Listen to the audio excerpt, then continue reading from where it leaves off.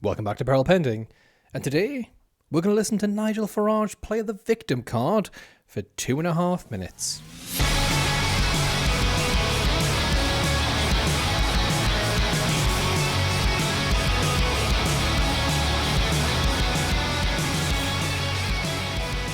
Yes, as predicted by myself and many of you, Nigel Farage is showing his face. And it is to whinge and whine and lie. Today's clip and a few clippings from some articles from the newspaper are the links to all are in the description if you want to watch the full thing or read the full articles.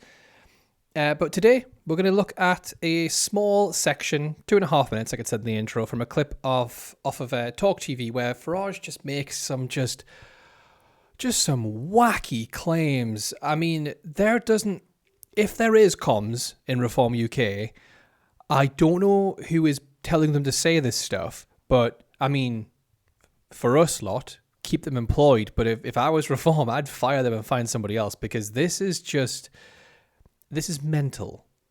Anyways, let's get into the clip. Does a politician make you feel? Well, first thing to say is I spoke to the Chief Constable of Devon and Cornwall Police 3 times. I spoke to the Prime Minister as well, and those calls took place over Friday and Saturday, and they both told me it's a burglary that's gone wrong. I said, no, it is not. A burglar does not park his car on your drive and walk into the house. A burglar parks in a lay-by down the road or has a getaway driver. And I went to Dartmoor on Saturday and I said, I have no doubt this is a premeditated murder. I received tons of abuse for saying it, but sadly, it's proved that I'm right. It was obvious. What do we know and what are we allowed to say about the man that is being held under arrest? Well, I have it on very good source, that not only was he obsessed with extreme left-wing literature, but that he made regular pronouncements about the people that he hated, and Anne Widdecombe wasn't the only name. So the idea that there are people out there that want to kill us and see Reform in particular as the enemy doesn't surprise me at all. But you know, the truth of it is, just going to pick up on a few things he said, then we'll play the rest of the clip and pick up on everything else, because he says a lot of rubbish. So he claims that he has a very good source that the assailant was obsessed with left-wing literature, and he also didn't like left-wing people. So what? The murderer who took Jo Cox's life yelled Britain first before shooting her. Nigel, there are bad people all across the political spectrum. I don't know what you're trying to do with that. It clearly seems like you're trying to stir up hatred towards people on the left of politics, which is wild because you're also playing the victim about people stirring up hatred towards you. But yeah, that was pretty dumb. He also says that there are people out there who want to kill us. And presumably he's talking about just Reform people in general, I guess, because Anne Widdecombe wasn't an MP. She was more of an advisor. So I don't know what he's talking about there. It seems like he's just doing something pretty horrible. He's trying to use the murder of somebody for his own political gain.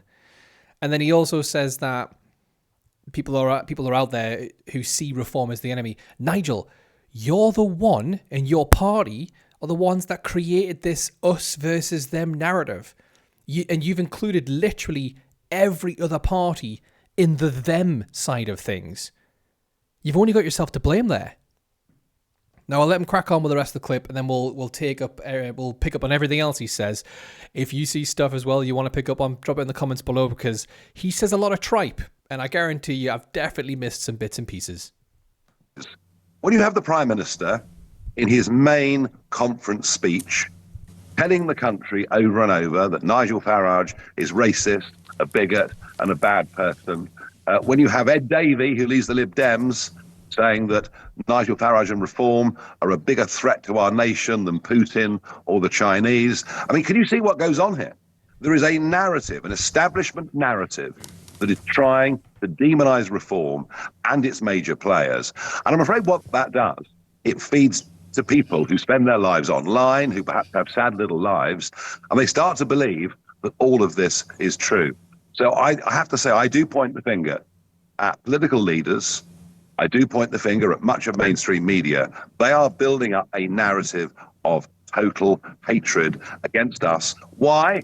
Because we want to bring change to this country, and the status quo is doing everything to protect itself. So look, I'm not in the least surprised about these news stories, that the threats are much wider than Anne Widdecombe. Clearly they are. I will say one thing, that, since 2013, I've had to live with constant security. That's now broader. Yeah, so I cut the clip off there because he just goes on to lie more about his security detail. And of course, he tries to talk about how, this is why I need the 5 million. This is why I had to keep it secret. Okay. There's a lot of lies. So let's just handle what we can from this 2.5-minute clip. So he claims that Starmer said that Nigel Farage, was a racist in his maiden speech, or one of his main speeches, at the Labour conference. He didn't make that claim. But there is evidence to show that he might be a racist. Because, whether it's when you said people speaking foreign languages make you uncomfortable, whether it's the tales from your exploits at Dulwich College, or even, the lack of discipline for your own MPs, when they say things like they're sick of seeing black and brown faces on TV and you didn't do a single thing. So you can forgive some people for thinking that you're a bigot and a racist, He obviously then as well targeted Ed Davey and said Ed Davey said that Nigel Farage and Reform were worse than Russia and China. He didn't make that claim. He didn't say that at all. No, he said that the dark forces of politics that wrap themselves in a Union Jack are a bigger threat than Moscow. So, Nigel, if you identify as that dark force, really that says more about you. Also, he didn't mention Putin or the Chinese. But, let's not forget Reform UK's Wales leader, Nathan Gill, was jailed for taking Russian bribes.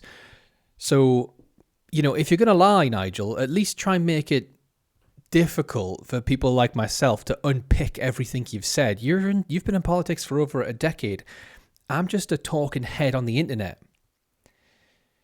Also, you're saying that people are attacking you, the government is attacking you, the quote-unquote mysterious establishment, wokerati, blob, whatever it is next week, is after you because you want to change the country.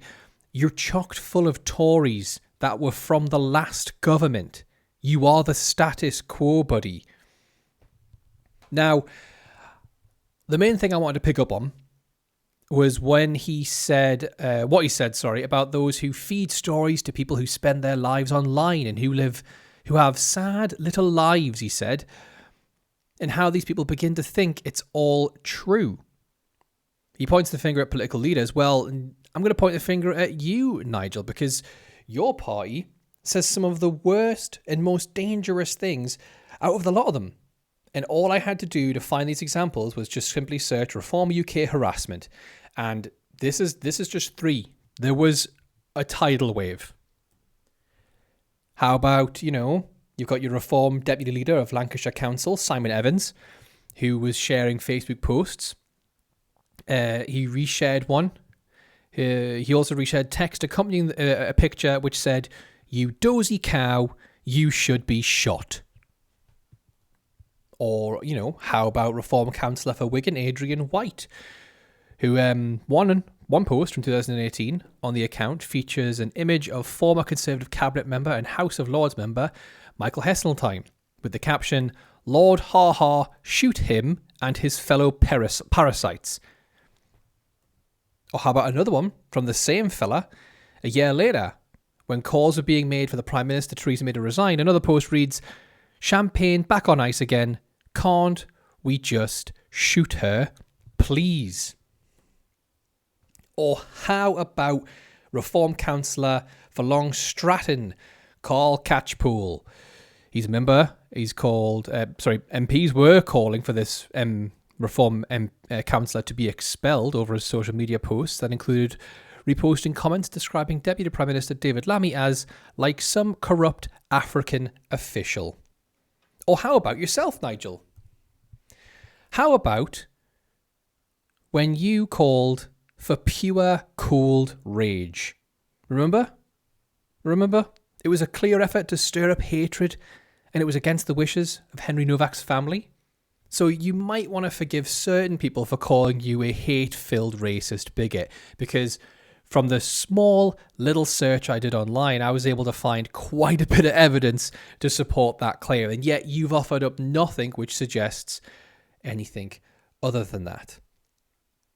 So you don't care about the safety of MPs, political figures, or people in general. Every one of those Reform councillors that I just mentioned, they're still in the party and in the role. You didn't discipline a single one. And you yourself incited violence for your own political gain.